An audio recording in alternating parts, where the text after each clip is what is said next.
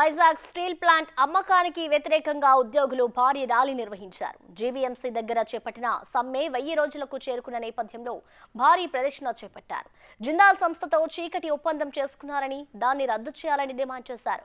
పూర్తి సమాచారం మా ప్రతినిధి రాజు అందిస్తారు. విశాఖ స్టీల్ ప్లాంట్ అమ్మకానికి వ్యతిరేకంగా స్టీల్ ప్లాంట్ కార్మికులు ఉద్యోగులు చేపడుతున్నటువంటి నిరాహార దీక్షలు దాదాపుగా 1000 రోజులు దాటింది. అయితే విశాఖ జీవీఎంసీ ఎదురుగా గాంధీ విగ్రహం దగ్గర దాదాపుగా ఈ రోజుకి 1000 రోజుల నుంచి నిరసన దీక్ష చేస్తున్నారు. దానిలో భాగంగానే భారీ ర్యాలీ అయితే కొనసాగుతున్నటువంటిది మనం విజువల్లో కూడా చూడొచ్చు. మొత్తం స్టీల్ ప్లాంట్కి సంబంధించినటువంటి ఉద్యోగులు అందరూ కూడా ఈ భారీ ర్యాలీలో పార్టిసిపేట్ చేస్తున్నటువంటిది చూడొచ్చు. ఎందుకంటే ఓ పక్క నుండి సీఎండీ, అదేవిధంగా విశాఖ ఉచ్చుకు సంబంధించి కేంద్ర ప్రభుత్వం పూర్తి స్థాయిలో వీళ్ళు ఒక్కటే, అంటే ఈ సీఎండీకి సంబంధించినటువంటి వాళ్ళు కూడా జిందాల్ కంపెనీకి ఈ స్టీల్ ప్లాంట్ని అప్పగించే ప్రయత్నం చేస్తున్నటువంటి నేపథ్యంలో ఈ భారీ ఆందోళన చేస్తున్నటువంటి చూడొచ్చు. గత 2 రోజులుగా కూడా ఆందోళన కొనసాగుతుంది. కొంచెం వందలాది మంది కార్మికులందరూ కూడా ప్రస్తుతము ఈ జీవీఎంసీ ముందు ఏర్పాటు చేసినటువంటి నిరసన దీక్షకు 1000 రోజులు అవుతున్నటువంటి సందర్భంగా భారీ ర్యాలీగా వస్తున్నారు.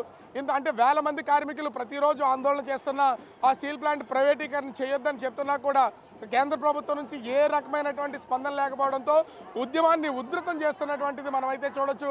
ముఖ్యంగా చూస్తే అంటే ఒక జిందాల్ కంపెనీకి ఎంఓయూ చేసి చీకటి ఒప్పందం చేసుకుని ఈ స్టీల్ ప్లాంట్ని ప్రైవేట్ పరంగా చేయాలనే ఆలోచన ఇప్పటికే కేంద్ర ప్రభుత్వం చేస్తుంది.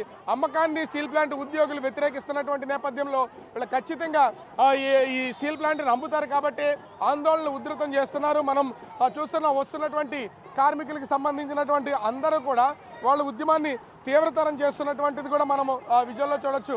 అంటే వీళ్ళ మేజర్ డిమాండ్స్ ఏంటి, ఎలా చేస్తున్నారు ఏంటనేది కూడా నేను చూపించే ప్రయత్నం అయితే చేస్తాను. అంటే ఇన్ని రోజుల నుంచి చేస్తున్నా కూడా ప్రభుత్వం నుంచి ఏ విధమైన స్పందన ఉండట్లేదు. ఇప్పుడేమో జిందాల్కి అప్పగిస్తున్నారు, ఏం చెప్తారు? ప్రభుత్వానికి మానవత్వం లేదు, ప్రజల పట్ల బాధ్యత లేకుండా ప్రభుత్వ రంగ సంస్థలను ప్రైవేటీకరణ చేయడానికి చాలా దుర్మార్గంగా వ్యవహరిస్తుంది. ఈ దుర్మార్గాన్ని ఖండిస్తున్నాం.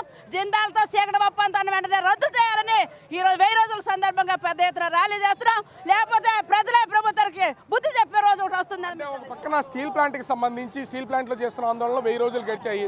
ఇప్పుడు జీవీఎంసీ దగ్గర మరొక 1000 రోజులు, అంటే 2 చోట్ల ఇన్ని రోజులు చేస్తున్నా కేంద్రంలో కానీ అటు స్టేట్లో కానీ ఎట్లాంటి స్పందన ఉండట్లేదు, ఏం చెప్తారు?